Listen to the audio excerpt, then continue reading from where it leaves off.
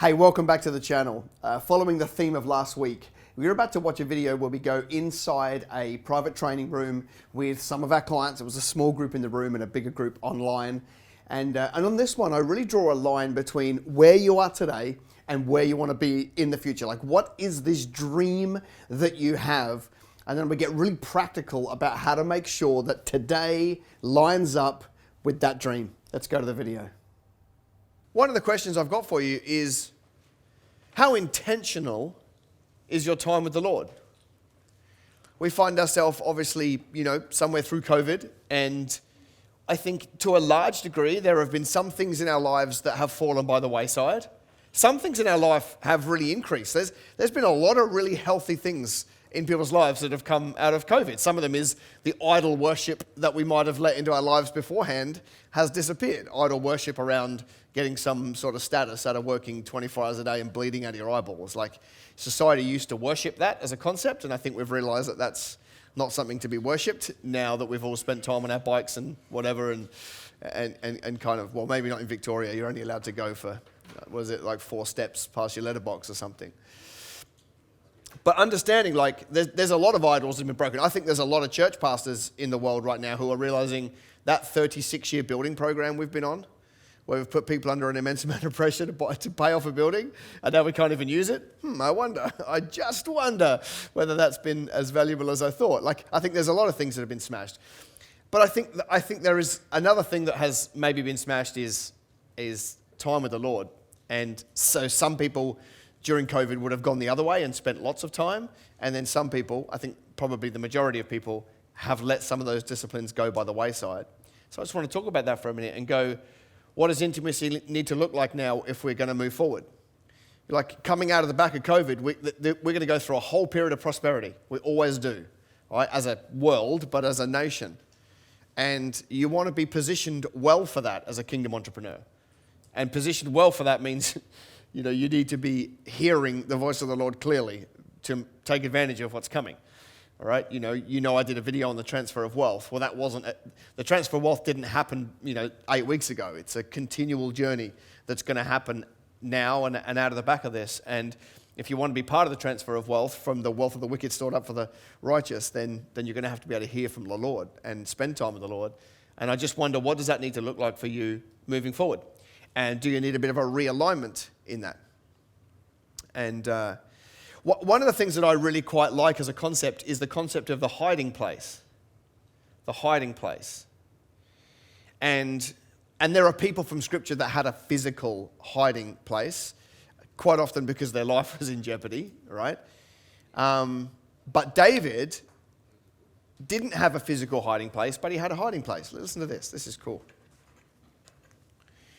We've had a few Psalms this morning, so we're going to have another one. Psalm 32:7. So before this, David has gone on to confess all of his sins before God and thank God for his mercy and his grace, which is a beautiful thing to do. But then he says this, "You are my hiding place." Well, that's a novel concept. It means that it doesn't have to be a physical place that you go and hide yourself in so you can go away and pray.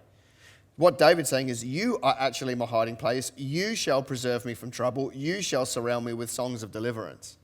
You are my hiding place. So I wonder if we take that into what does that look like in our, the 168 hours that we have in a week. What would it look like if he became our hiding place, practically? Everyone would be different. And by the way, it's meant to be different. I know for me, what does it look like for me? It's not a physical place. So I take Tuesday mornings off every single week. And that is my time. Half a day a week. And pray and listen and whinge and bleat to the Lord and petition and get frustrated. Might have been a swear word once or twice, just being honest. I don't think he minds as long as you're talking to him. So, and by the way, sometimes, like literally, sometimes it's on the couch. So on Tuesdays, so 3 kids, one of them, the youngest one, only goes to school 2 days a week. That's not a bad deal, eh? So that she goes to school Mondays and Tuesdays. So on a Tuesday morning, I try and get Kimberly out to do the school run and stay out. Like, just get coffees, halloumi sandwiches, whatever you need to do. Just stay out. Pilates, whatever she wants to call it. She says Pilates, and then all I see is a photo of a coffee shop, so I'm not quite sure how that works. But so I'll be, like, sometimes it's on the couch, right? I've got this really large couch, and it's double deep, so you literally have to commit by throwing yourself into it, right? It's beautiful. And I sit there with probably 3 different versions of a Bible, a concordance, whatever I'm studying, a laptop for research, and a notebook and write, and just pour through stuff. But then sometimes I'll just go to a coffee shop and also take 2 Bibles and a concordance. That's always an interesting point of conversation, to go to a coffee shop and then just lay all your Bibles out and learn. You know, you get some interesting looks. I'll tell you a funny story. I had this woman come past me the other day. She's an elderly lady, beautiful woman. I don't even know her, but she walks past. And she goes like this. She mouths the words, really animated, Bible. I'm like, it's not China. You know, like, it's like it was the biggest thing in her week that somebody had a Bible in public, you know. So so for me, just to give you an idea of how I do that time, I actually go on protracted periods of learning a topic. I'm not trying to sit there going, right, I must be able to recite Acts 2. It would be really good for you to know Acts 2, but I just think rote learning a few lines is not going to give you as many weapons of warfare as studying the people around King David. You know, like I just pick something random, like actually going and studying something for many weeks and going deep and drilling it all out and researching stuff outside of the Bible gives you deep wells to draw from. And I think if we're not leading that charge, first of all, who is? And second of all, I just don't understand how you can build a really large tower if your foundations aren't deep and strong. So I wonder if we need a bit of a realignment in our intimacy with God program and where that time is going to come from, because you can only do so many things in a week. You know, kind of fleshy wisdom would say,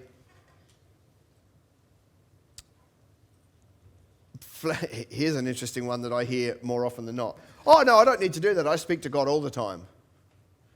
Right. So Jesus went away for intense periods of time to spend time with his dad, but you don't need to? You know what I mean? Like, I think it's as well as, that it's not one or the other. It's not spending an intense time with the Lord or spending time with him every day. I think it's spending intense time with the Lord and having him in everything you do every day. So, and I just know for me, when I have that time with the Lord, okay, there have been times when I haven't. Like during summit season, that's quite a challenge, right? Because there's normally packing an entire event to go on an airplane tomorrow type scenario. And I just know that I just get, what's the word? I don't know, maybe even my own strength is what comes out when I'm not spending that time with the Lord. I start to do things a lot more with my own, wisdom, knowledge, whatever. And it's just never going to result in great things. Whereas when I recalibrate and spend that time, intense time with the Lord, there's an element of peace that comes from that time that you can't get when you don't spend it. And that element of peace could be the difference maker in you completely screwing up your own life by following your own wisdom, or actually just taking a breath and saying, all right, God's got this, we're going to be okay. Like it's a difference maker, it's practical. And so, for me, I just pick random topics to go learn, because it's, for me, it's not even so much the topic I'm learning. It's the process and the other stuff that comes out of researching the topic that actually often means more to me than the topic. So I'll give an example, and I probably shared this somewhere. I spent 6 weeks, so 6 Tuesday mornings, studying the 100 years before Christ. The 100 years before Christ's birth, which is not documented in the Bible, because the Bible finishes about 450 years before Jesus' birth, right? Or actually, that's not quite true, because there's a bit of time before Jesus' birth, but there's a 450-year black hole. So then you've got to look outside of the Bible. And I'll tell you what's really interesting is there are at least 27 other books that were put into chapter and verse that never made the Bible. And you can see why, because I went and read some of them. And you can see the agenda that's pushed through them. It's really, really intense, which is why, obviously, God never wanted them in a Bible. But you can still gain a huge amount of wisdom about what's going on in first century Palestine, around that time. And by the way, as I learnt that stuff, it's the other stuff that really mattered.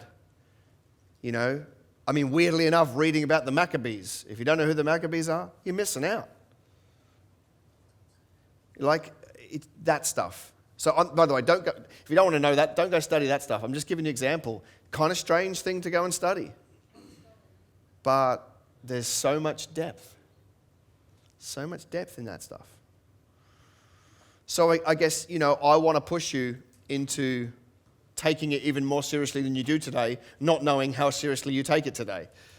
But I think the answer is going to be take it a little bit more seriously today. And if you're spending a large amount of time, then I wonder if you just need to be more intentional with that time so that it's less about the lattes and more about Leviticus or something like that.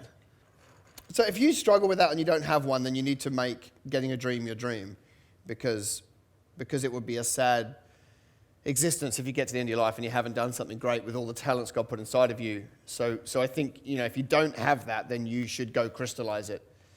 The reason why I labor the point about what are these dreams that you have is because it's actually incredibly practical with what we do with that information starting today. We need to be on the tracks today that get us to that destination, and we can't get caught in the thinking around, but when this happens, I will start. Because when this happens is actually today. It would be kind of ridiculous to plant tomato seeds and expect strawberries to grow. Just as it would be just as crazy to take one course of action today, expect that doesn't line up with achieving your dream, expecting you to achieve a dream. So if I'm going to bring that down to something that should shift us in our focus on a day-by-day basis, your ability to achieve your dream or not achieve your dream will come down to your ability to work in or on your business. One of the reasons why you guys are not growing as fast as you would like to is because you spend far too much time in your business and not enough time on your business. And let me tell you, you will not achieve your dream if you work in your business. Your dream is too big for you to get caught up in your business all day, every day. I would even go so far as to say you will not achieve your dream if you spend the vast majority of time in your business and a little bit of time on your business. It's not enough. Life is fairly short. So for every year that you are on the hamster wheel, you are a year further away from achieving your dream, because every single one of you came up with an amount of money or a movement or an idea that is much, much, much bigger than where you are today. And if that's the case, then something needs to shift today. And the most practical thing I can make it is you're spending too long in your business and you're not doing the things that matter working on your business to move the needle to get you towards your dream. And so that's okay. I could let you stay on that course and you might be happy, but the problem is you won't be happy when you get older because you will not be able to fulfill your dream. It starts today. And maybe it's already started, but we're going to speed it up today. Every single day that goes by, you need to be considering, how can I spend more time on my business? On my business. More time on your business is the answer for you to achieve your dream. And I can prove it, because you guys just told me. So let's take Craig and Cassie. What are the chances of these guys building 8 locations that produce $100,000 profit if they are still the people that answer the phone, book in the job, chase out the customer complaint, run the equipment, go grab the mail, make sure the milk's in the fridge? What are the chances? slim. Real slim. Does that make sense? So, and then so Rodney comes up and says, I need about 2 million because I want to do this great work for the Lord. I want to build buy a farm, and I want to see people go from a victim mentality to a victor mentality and build a village where people get to experience Christ. I'm like, it's a big goal, Rodney. You need to start with 2 million. My guess is going to come to more than that over time. So then Rodney looks at his day and goes, right, so I get up in the morning, I go to the thing, I answer this, I've got this complaint, I've got to go here, I've got to sack this team member. Rodney, that's not going to get you where you need to go. Those don't line up. Because as long as you're doing all those little micro jobs in the business, you don't get the time or the profitability or the scale to throw out $2 million to go buy a farm. Does this make sense? Obviously not yet, only to Jeffrey. All right, so Jacob wants to run several profitable businesses. Now, I'm going to pick on Jacob a little bit because he's a tough country guy, so he'll be able to handle it. Jacob says, I want to run several profitable businesses and I want to build homes in Australia that throw off enough cash that I can build homes in third world countries, giving people dignity and shelter. He didn't say that, I'm just adding some emotion. And then yesterday, Jacob, I haven't got around to employing. Do you remember that? Remember that, Jacob? Now, to his credit, he wrote his ad last night when we were all out partying. He wrote his employment ad and got me to check it. So to his credit, he took action. But let's go back 24 hours from today. Jacob's like, I haven't got around to employing somebody, but I want several profitable businesses in my lifetime that make money. Those two, they cannot coexist. You cannot have, I just haven't got around to employing somebody. And we're going to run more than one profitable business. Do you see where we're going here? You are incongruent with your dreams when you spend all of your time, or the majority of time, working in your business. Please understand, I'm not saying, right, just give it all away and become a CEO. Like, somebody's got to do the work. I understand that. But I wonder if we could shift the ratio between in and on effective immediately. All right, so we're going to do a little exercise on the board here, right? We're going to go in and on. So I wonder if we were to go and audit your week or your day, but maybe a week is a fairer summary.